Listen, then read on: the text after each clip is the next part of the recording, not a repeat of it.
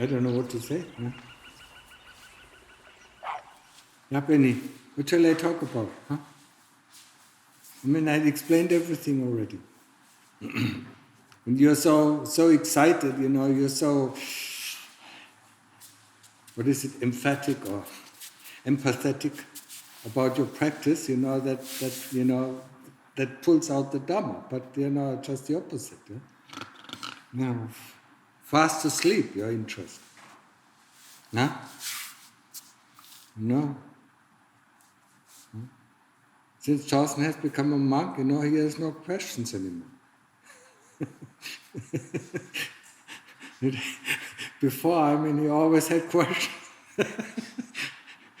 What is it? Maybe you should ordain as monks. Maybe you should disrobe all tomorrow, and then we all, go as lay people, and maybe we have more dukkha, and maybe we practice more, huh?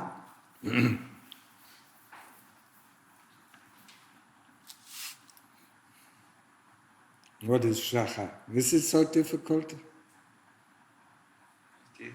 Yes, you look like it's tough. So much fun, yeah? We have nothing else to do than clean our citta, yeah? If you think about, being in the world, having to earn your money, looking for your food, cooking your food, and all these things, yeah? You have to go shopping, then you have to cut up all these, these things, yeah? And here you sit, prepared, the table is prepared, yeah? You just need to eat. What kind of better life do we have, yeah? Yeah, actually, yeah? And we still were not satisfied, yeah?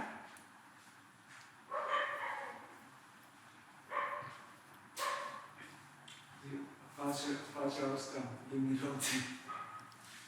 Die kommen da, oder? Sie fliegen aus dem wahrscheinlich Wohnzimmer. Und dann können sie gehen. As long as there is no milk, it's just, you have to give it in my hands. Yeah? Okay.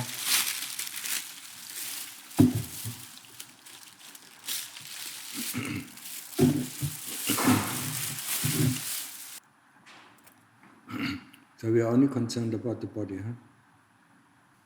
Body is just one part. It's one of the khandhas, yeah?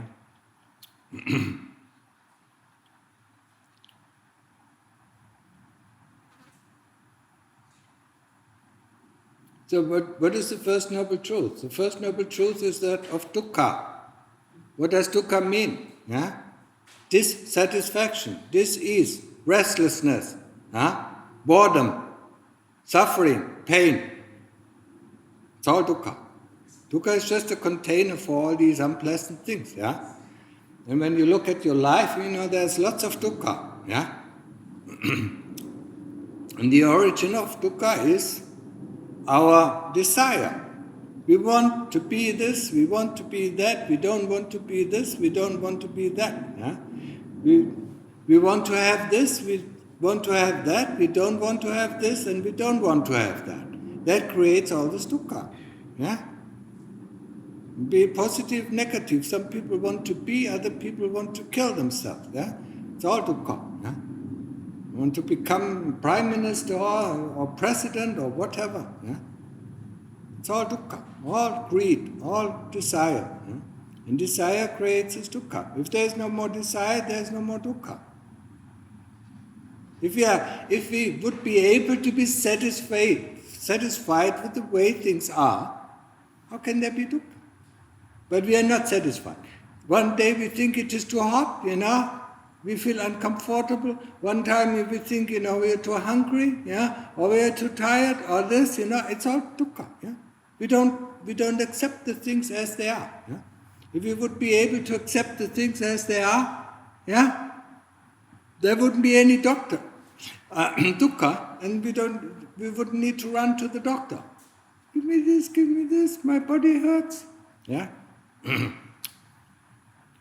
The third noble truth is, there's an end of dukkha, and the fourth noble truth is that what we practice here, the path that leads to the end of dukkha. Sila, Samadhi, Panya. Sila is the 5 precepts. Samadhi is the ability to concentrate, to shut down the mind engine. And Panya is investigation of the things that we think we are. And what do we think we are? We think we are the body. That's the most important thing in our life. This body, we look after, in the world, we look after this body. From morning to evening, we work for this body, we house the body, we feed the body, we take care of the body, when it is sick. And then at the end, when we die, what have we done? We looked after something that is going to die. And what has it brought to us? The question is, what are we going to do with our life? Especially the question for us, when we are interested in Buddhism, what are we going to do with our life? What do we want to have, at the end of our life that we can take with us? We can't take the body with us, we can't take feelings with us, we can't take the memories with us, All these things, change, So what do we want to take with us? Because the next life comes, and it is there. And the way out is the way that the Lord Buddha taught us. Investigation of the khandhas of the 5 groups that we think we are. And body is the most important one. And then comes feeling, We feel, I feel sad, I feel this, I feel that, feeling. The other thing is memory and association. Memory of our past, And then the fourth one is thoughts, Thoughts, ideas, And that's how the future comes in. It uses a memory and uses thoughts, to create something that we think it is the future. But all what we know is the present moment. We just need to close our eyes and feel, That's the present moment. Whatever comes in at this present moment, be it memories, be it feelings, be it thoughts, that is the present moment. In the future that we anticipate, has never come. That's a problem. We always think, we always paint pictures of a future that will never come in this way. Because things are different. When we walk through a forest, we don't know where we walk, The only thing we can do is, to look up and see, there's this kind of tree, there's that kind of tree, there's this kind of bush, and there's that kind of bush, Or there are these kind of flowers, or these kind of fruits, But we can only see them when we are there. But of course, we can anticipate because other people tell us when you go into this forest, there are a lot of pineapples are growing there, or there's jackfruit or what is it in English? Tamarind, But we don't see it because we are not at the same place, All what we can see, all what we can feel is here now in the present moment, But why do we not stay in this present moment? Why? Why are we always in thoughts? Why are we always away? The present moment is just the way it is, We don't like it because sometimes it's too hot, it's too cold, or I'm thirsty, or I'm hungry, or I'm sleepy, or I'm tired. That's why we don't want to stay in the present moment. Instead of investigating what actually is pain, what is it? How does it feel like? What is tiredness? How does it feel like? How does feel hunger? How does it feel like? No, we don't know. Because our thoughts, the moment we feel, the first time we feel something, something that looks like hunger, we already are in our thoughts, to get something to eat. So how do we know, what hunger is like? When we look at hunger, it disappears after a while. No? Yeah. So it's the same thing. And until really the body is depleted and then it needs something. But all our life, we're looking after this body. Is that the purpose of our life? Is that the meaning of our life? How many lives have we lived? Ask yourself. Millions, billions, uncountable number of lives. And we have been in every place, in all these 30 realms of existence, probably. Yeah? Most of the time, probably in hell. Yeah? And we remember it so well, that's why we're afraid and we don't want to go there. Yeah? We have been to heaven, we have been animals, we have been everything. And the Lord Buddha, when he remembered his previous lives, he said, the smallest thing that I could remember was when I was a mosquito. So even the Lord Buddha, he went through all these lives, until, he was fed up, and then wanted to get out. And that was his last birth. And then he found the cause, for birth and death. And once he found the cause for birth and death, he made sure that there is no more birth and death. He got rid of avijja, of this delusion that deludes us in thinking, these are trees, these are mountains, these are houses, these are people, these are animals. What they are, we don't know. We think we know. But we really don't know what they are. Maybe they are just, just like the photos or the images or the videos on your computer screen. You see something, don't you? But the true nature of it is just 0 and 1. Ever thought about it? A computer only operates on 2 values. And it's amazing what kind of delusion it brings. And why should it be not different? Why should it be different from what we see? We don't know what we see. We don't know what we feel. This is the delusion that we are living in. And that's why we have to investigate it. But the first thing is, we have to make our mind calm. And this calmness, brings some happiness. And this kind of happiness, when there are no more thoughts, and when there is no more memories coming up, how does it feel like? Wondrous, amazing. We feel so happy. We never felt so happy before.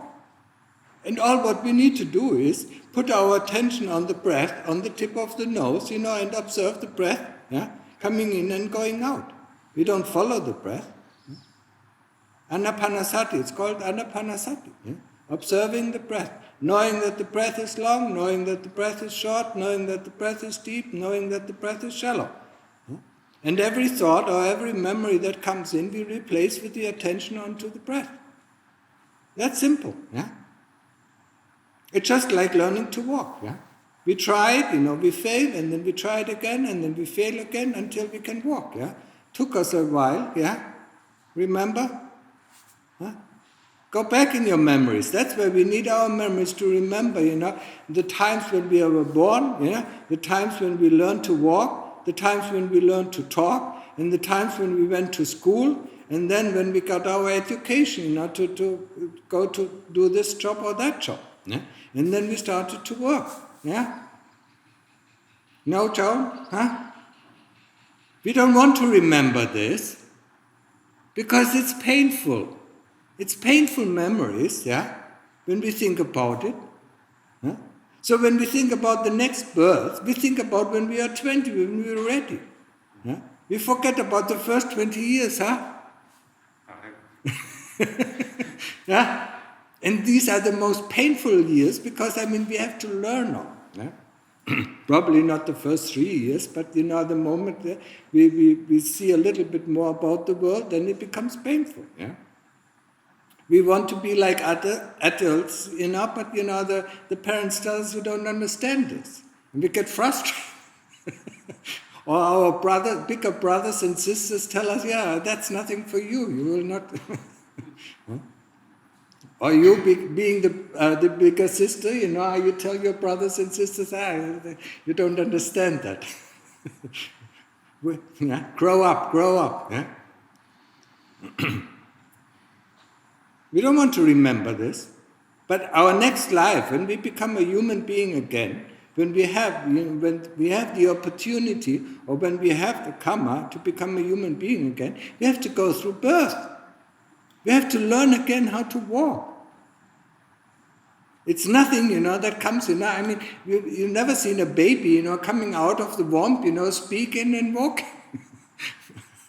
The first thing it learns how to digest properly, yeah? Because at the beginning, the food is coming out as it goes in, yeah?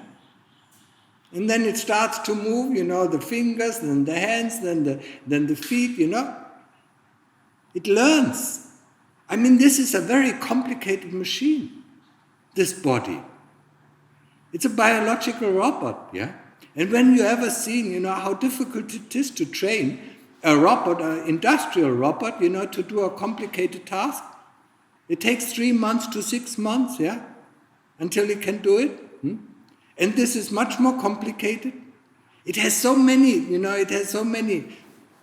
aspects, this biological robot. It has so many senses, all of these things have to be coordinated. That's why it takes us so long, to be able to control this body. Yeah? Once we can control this body, what are we doing? Yeah? We program it, and then it runs on autopilot. And then we just follow our desires, yeah?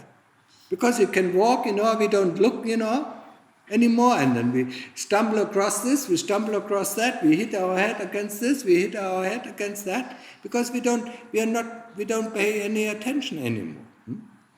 We then, the older we get, with 12 or 13 or 14, then we run after our desires, what we want to do with this body. Yeah? We want to experience this, and it's mostly for the senses. Yeah? It's for seeing, for hearing, for touching, for tasting. Yeah? That's all. Yeah? The 6 senses, and for thinking. Lots of people, love to think, yeah? Especially when they come from the West. Yeah? They're in think tanks. Yeah? They think about the world, what is the world? What is the sense of the world? What is the meaning of life? Yeah? Not many people think about the meaning of life, yeah, and they just live, yeah. And they just, just take whatever they need, yeah. And that's what, is against the precept. Yeah? No, it is important. It is really important to understand in what kind of situation we are, and if we don't do anything, we just go down the drain. We die. And then depending on our karma, if we have a lot of bad karma, then we go to hell, yeah? If we have a lot of good karma, we might go to heaven, yeah? But heaven is not for eternity. Yeah? Just like my master, said, one time I was in this kind of heaven, when this heaven was over, then I went to that kind of hell. Yeah? Once this hell was over, he went up to another kind of heaven, yeah? And then he went up to another kind of hell. Yeah? Until he became a human being again. Is that what we want? We have to ask ourselves, huh? Is that what we want, to turn around in this wheel of samsara? Yeah? In these, the realms of existence are very different. There are 31 realms of existence. Yeah? Below us there are 4 realms, the animal realm, the ghost realm, the demon realm, and the hell realms. Yeah? Above us, are all the heavenly realms. So we can spend one life, in the heavenly realm, one in the animal realm, and wherever. Yeah, but we don't come out of this wheel. Yeah, That's why I call it a hamster wheel. Yeah? Have you ever seen a hamster in a wheel? He's running and running and running, but not going anywhere. He stays in the wheel. Huh? And that's what we have to be aware of. That's what we have to be conscious of. Huh? If we don't find the door out of this hamster wheel, we stay in this hamster wheel. And we become humans again, or we become ghosts, or we go into the animal realm, depending on our deeds that we did. Huh? Or we might go into the heavenly realm if we have a lot of good karma. But if we want to go out, there's only one way that we know of, that leads out, and that for sure, because the Lord Buddha did it, went, and told us about it, and some of his followers, at that time there were quite a lot of these followers, went the same way, and went out of the cycle of birth and death.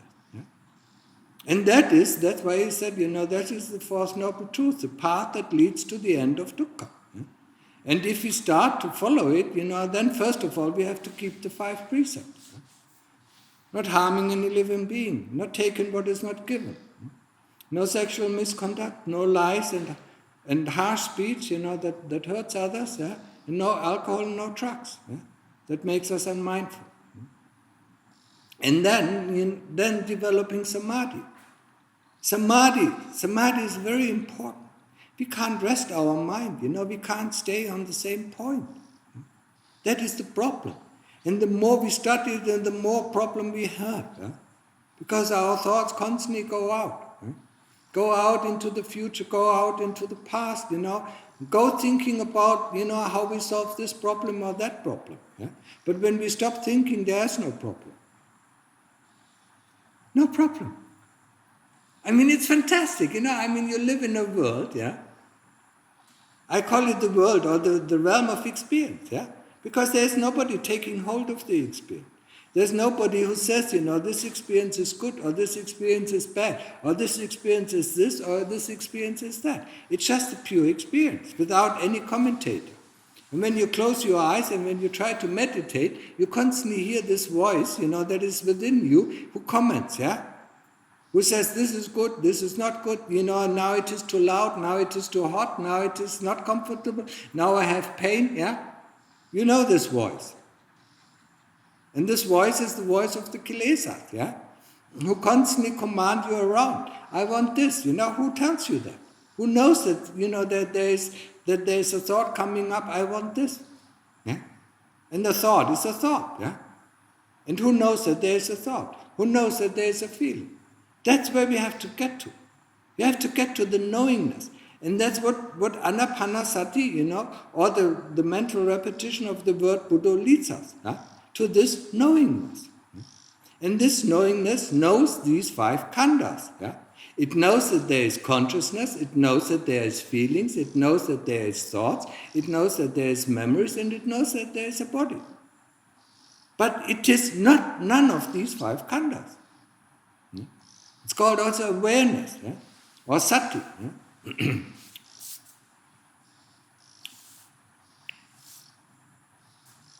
And we have to develop this, And we develop it by sitting comfortable, cross-legged, or in half lotus or in full lotus, whatever you want, and then close your eyes, and then put your attention on the nose, and observe the breath going in, going out, but not following the breath, We just stay here with our concentration, it is fixed, and then we know.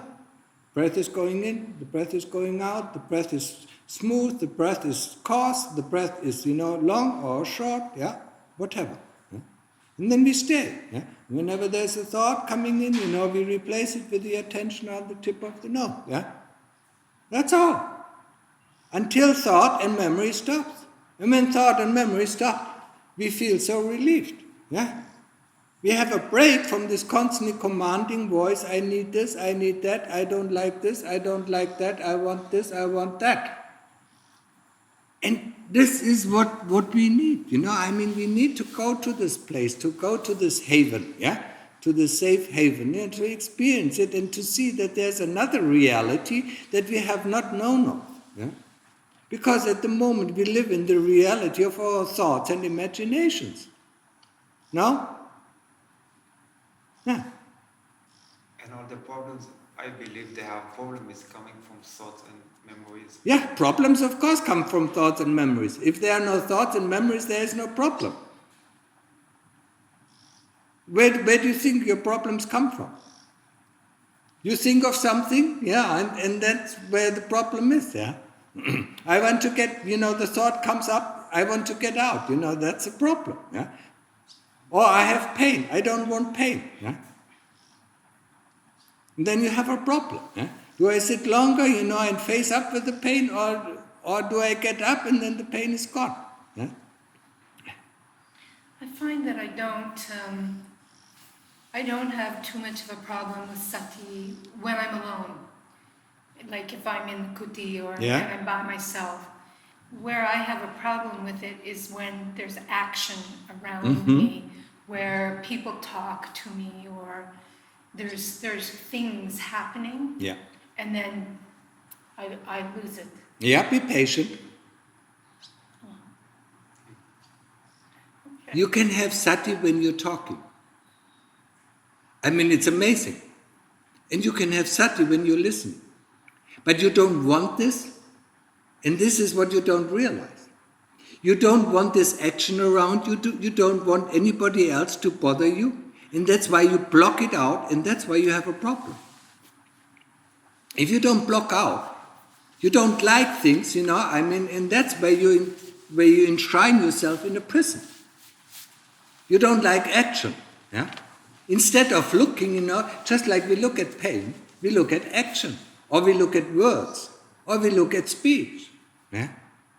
Okay.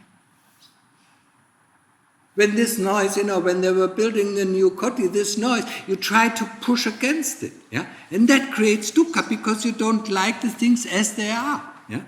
Now it is quiet because the koti is built, yeah? But you don't notice because it is very fine, you really have to have a lot of awareness to notice our aversion towards the things that surrounds us. And as long as you have aversion, yeah, you have a problem, yeah. And the sati, the panya is not there, and the sati is not really there, because sati is just objective, yeah. It just knows there's sound, and that's it. But the moment you put a label on it, somebody is speaking, and then the next thought is, why do they speak? It bothers me.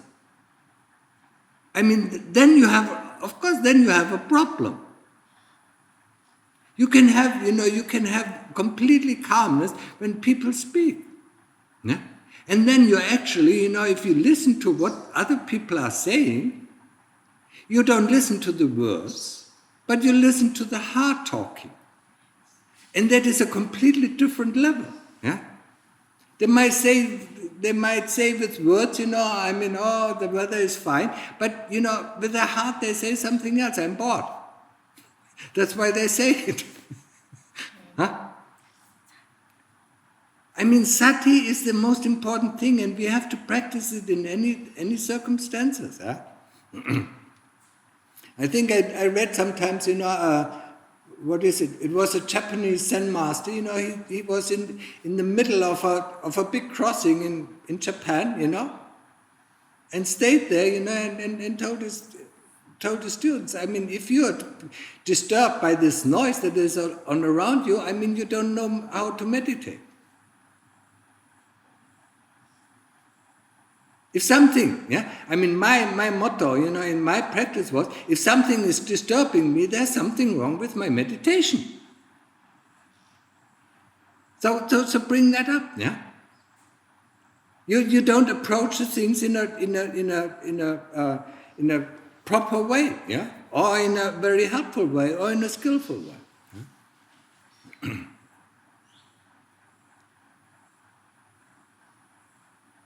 I remember I learned it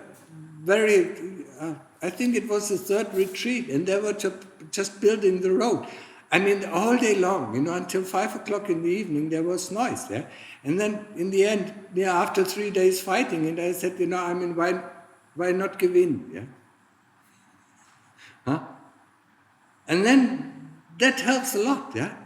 This aversion blocks you from seeing what is going on. And it is quite interesting. Yeah? And then I use this technique, in lots of things. Yeah, I came back from a retreat and went to a party, and I was so amazed. I was completely calm, and and you could see everything what is going on. Yeah, it's amazing, And as long as it doesn't affect you, it doesn't. The moment it pulls you in because of your greed and your hatred, yeah, then you're affected by it. But if you just stay objective, there's no problem. No problem at all. You're just amazed, because it is, it is, yeah, it's the way it is, yeah. No matter if you stay in a very quiet place, or if you stay in a very noisy place. But one has to have a little bit of wisdom and a little bit of skillful means, to work with these different kind of circumstances. Yeah? But of course, it is better, to learn meditation in a very quiet environment. Yeah, it's easier than if everything is noisy around. If you're living in Bangkok, and all the streets are full of noise. Yeah, it is very difficult. Yeah, so learn it in a quiet environment. Yeah, but sooner or later, you also will have to face with the difficulties of the different people living there. Yeah? And you will see your aversion to this person or that person. Yeah? But it is your aversion. It has nothing to do with the other person. It just shows you your own faults. And that is something we don't understand. Yeah? We are, or our citta is a slide projector that projects all these images out onto other people. Yeah? And what we see is our inner slide. We don't see the other people, we don't see the other things. Yeah? We only see ourselves in the other people. Yeah? And there are things that we like and there are things that we hate. Yeah? And then we associate it, with this person or that person. Yeah? That's completely wrong, because this hate comes from inside. Yeah? Or the greed comes from inside. So don't be fooled of what you see, because it comes from inside. That's why meditation or practice is all about going inside. It's not going outside, it's going inside. People wonder, how can you get rid, of all your problems when you stay alone in a cave? Well, because all the problems are in here. Yeah? You just need to look in there, yeah?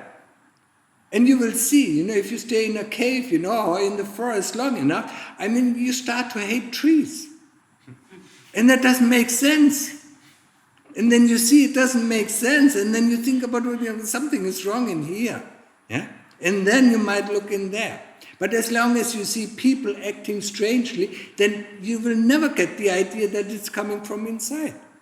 But when you stay for yourself, alone, you stay in a cave, and then you think, all these pictures on these cave walls, there are no pictures, but you see these pictures, and then you start to hate this, or why is this demon, constantly watching me? You start to imagination, yeah? Until you reflect back and then look inside of your imagination that come from inside.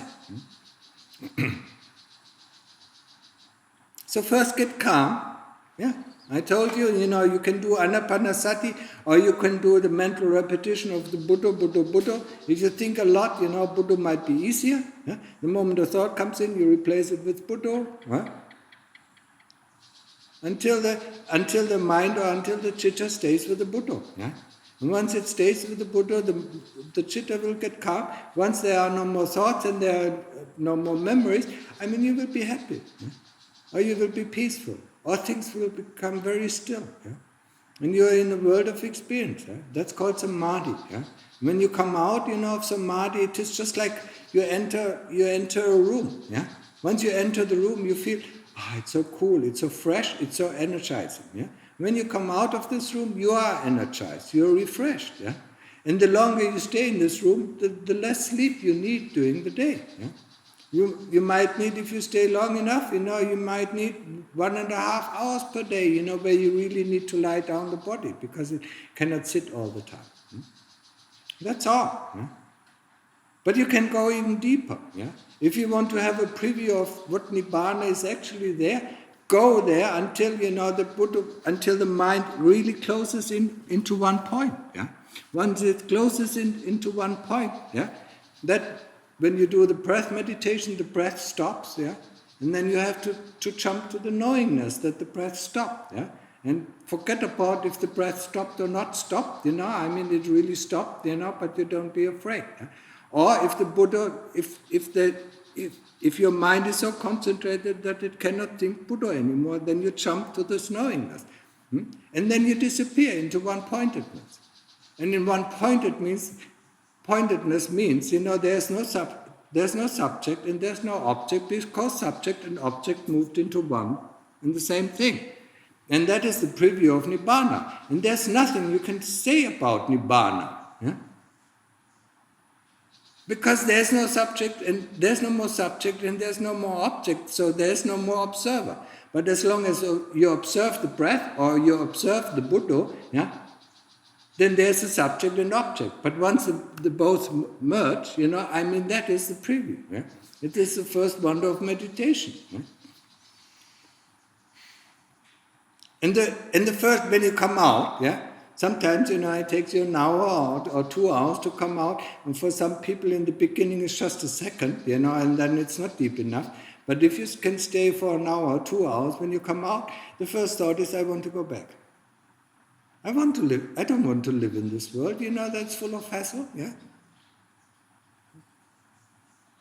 But people don't know this, and people don't have too much stamina, to do this, to really fight for this, yeah.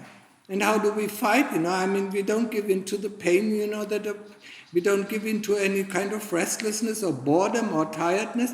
We just stay on our Buddha, focused on our Buddha, or focused on Anapanasati until we drop there.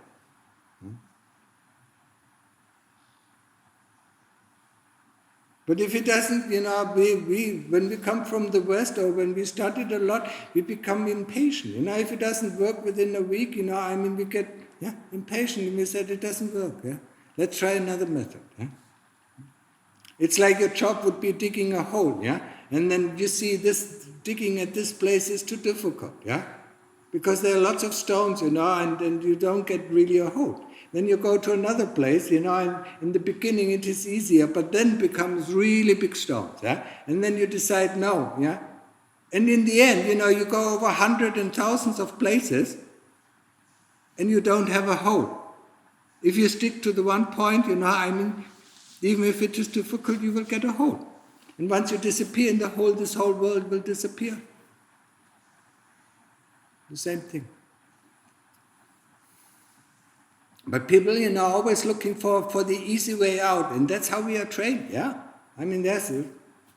It's not a fault, we have come to this world, and we believe it like this, all our parents and teachers tell us the same thing. If you do it,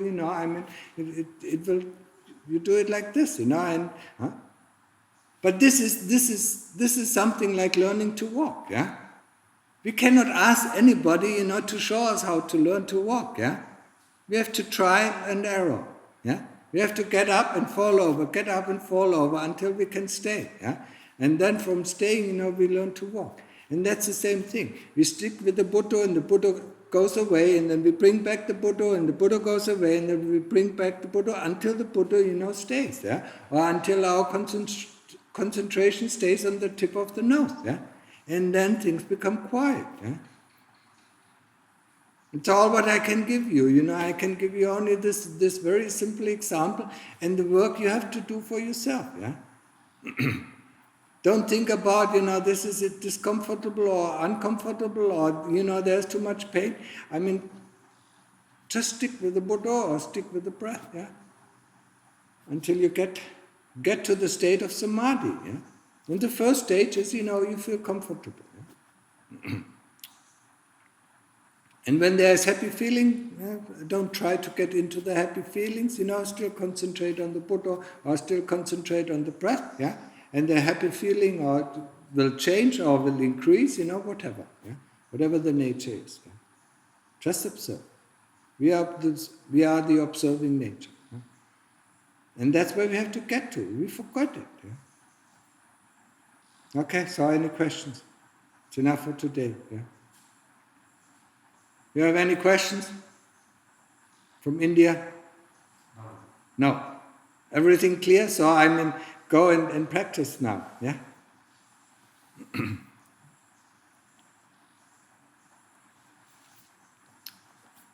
Our aversion is not very easily to be seen, Joe. You feel a very slight, if you have sati, you feel a very slight movement, that contracts the heart, yeah? And then you know something is wrong. If the heart is not completely open, something is wrong. There's a slight, you see something and you feel, then you know. Yeah? In the beginning, if you don't know, if you don't have attention on the citta itself, the citta is located directly close to the physical heart, yeah? If you look at the physical heart, you already know there's something going on. Because we feel most comfortable if our heart is completely open. And you will see, if you go into, in the morning, you will see, how your heart is hardening up. And that means there's something wrong. Huh? Something we don't want to see. Huh? When the heart closes, it always closes out everything around us. Yeah? And that's not the way. Yeah? So the heart, the physical heart, is a very good indicator if we constantly have a little, little view on our physical heart, yeah. If it pumps up, there's something wrong, yeah. If it is quiet, everything is fine. Yeah? If it closes, something is wrong. Yeah? Over the heart and over the lungs, the citta manipulates or works this body. Yeah? So we can go if you don't have the ability to stay within the citta and know our intentions, yeah, and know the receiving, of all these sensations, yeah, then we can at least go, to the next thing, the physical heart, because that starts to pump up, yeah. If the heart is completely open, yeah, and calm, then we know everything is okay. Just have a look, yeah? The first time I catch the restless in the heart. Yeah. Before the pain, the boredom, the restless, and yeah. I see it's more pain than the physical pain. Like yes, it can be. It's the aversion. And the aversion, manifests in the physical heart, yeah? Huh? Well, if you see that, tell yourself, oh, now I have a wonderful object to investigate. Yeah? Yeah, we have to get used to the pain. The kilesas will come with all sorts of tricks. Tiredness, pain, restlessness, Restlessness is most difficult. It's more difficult than pain. It's an energy, that has no focus. Pain is an energy that has a focus, yeah? But restlessness is an energy that yeah. Boredom is also, there are lots of difficulties, yeah. In the beginning of, so we have to face up with these difficulties and deal with them in a skillful means, yeah. And yeah, if you have attention to your physical heart, something is wrong, yeah. Something is going on. What I did is, I told my heart, okay, open up, yeah. And that was painful. Open up, yeah. And then, when the heart closes, it doesn't want to know about the things, it is afraid of or it doesn't want to see, yeah. But when it opened up, it starts feeling it, and that we feel as pain, yeah. But when it is completely open, there's nothing, yeah. So the heart don't want to see, and I don't want to remember. So I live in a lie. Yeah. And now you live in your imaginations, yeah? But, everybody lives in his imagination, yeah? So the way to come to the truth, that I will know exactly. Yeah, but you have to be patient. You will know once the citta is completely calm. Once there is no more thought and once there are no more memories, there's just this reality of experience, yeah? And then, if you then ask the right questions, you might get an answer. Yeah? But the answer doesn't come in form of thoughts. The answer comes in form of knowingness. And we, as normal human beings, we cannot distinguish between knowingness and thoughts. Knowingness is like this, like a small bird, beeping, yeah? And our thoughts are like a diesel truck, yeah? Yeah? So as long as these thoughts are there, we will never hear them. Yeah? So in case somebody tell me, you have a problem, or I think I have a problem, but I cannot still see it. Yeah. So just if somebody else tells that you have a problem, this person has a problem. but, Because he just projects his problem onto you. And why do you take on the shoes, that somebody else gives you? because I believe In German we have the saying, why do you step in the shoes, that somebody else presents to you?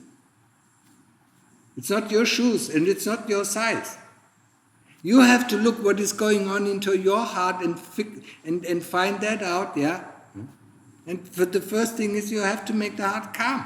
You always want solutions, that is the way of the Western mind, it wants solution, he has a problem, wants solution.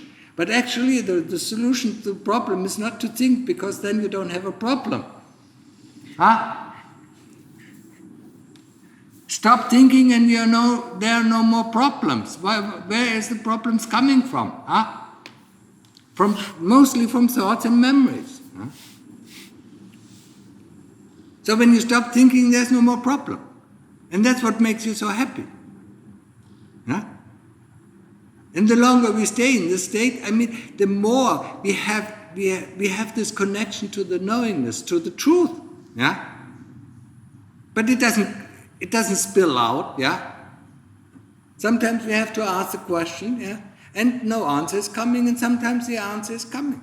But the answer is coming in form of knowingness, huh? Not in form of, that's it.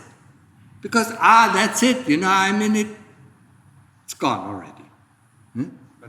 But knowingness doesn't go.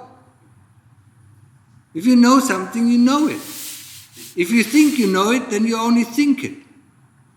And your thoughts are changing over time, and then 2 days later, what did I think about? I don't know it. But knowingness never goes away. like the kilesa or myself, I don't want to see the truth, because the truth is... Of course, it is something painful. that I want to hide really deep. It will make myself to show in all the truth. It is the same everywhere. Yeah, in Germany we have the saying, we want to know the truth, but we want to seek out the truth, but we really don't want to know it. Yeah, because it's painful. It shows my ego, it shows my concept, my everything. So Forget about it. Just calm the mind first. Yeah, you cannot solve the problems with your thoughts. And this is something that you have to tell your over and over and over again. I cannot solve the problems with thoughts. But to get to samadhi, we have to train ourselves to be a little bit with the restless, with the pain, with like the voice tell us not to feel like we was in the world. Samadhi is not about pushing things away. Like Joan described, pushing these things away. No, it is incorporating these things. No, I mean to accept. What? To accept Yeah. this feeling Yeah. before we run away. Yes. Just change. Yeah. Now it's to accept.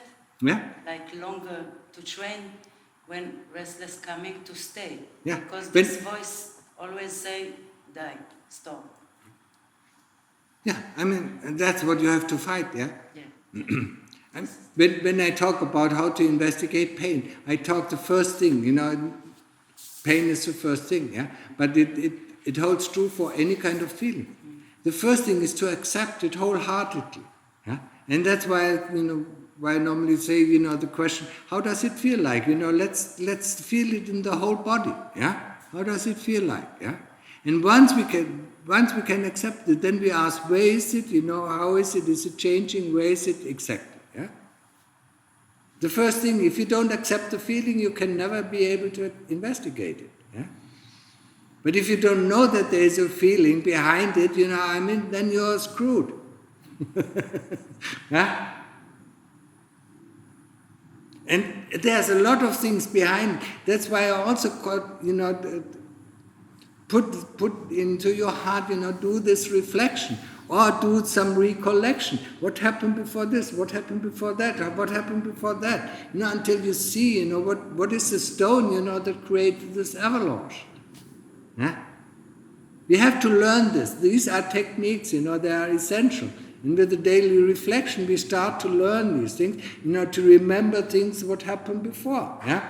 When I woke up, what did I think? When I brushed my teeth, what did I think? When I went to the sala in front of my food, what did I think? I was calm. And the moment the food was on my table, I don't know. Everything is gone. Until I finished eating, and then I asked, why did I eat so much? Huh? But the whole time between starting to eat, and finishing eating, we don't know. Nothing. Yeah, we are completely overcome by, by a robot, who just stuffs in the things, that it likes. Yeah. But if you have awareness, you will see, when you actually select the food, yeah, and you're not staying, you're not staying with the eyes on the food that comes in front of you. You already look ahead, what is coming there, And then you already make your plan, what to eat, yeah. But you don't notice that, yeah. All these things you don't notice it, and if you don't notice something, we cannot correct it, yeah. It's a lot of work, it's hard work, and that is much more difficult than anything else, to have sati at every moment, at any time. What am I doing? Why am I doing? What is the result of my doing? I have to ask yourself every moment, yeah? And the kilesas don't like it, yeah? They just want to run, I want to run after big goats, yeah? Yeah, I want to reach samadhi, and then I run to my kuti, and yeah, and then I sit down, and then all these problems occur, yeah? Yeah? No, being aware while one is walking, to be walking, while one is drinking, to be drinking, while one is stretching out his hand, to know that one is stretching out his hand. That is called sati. That is called awareness, and we need that 24 hours, yeah? Unless we sleep, then we can't have sati. Okay, finish.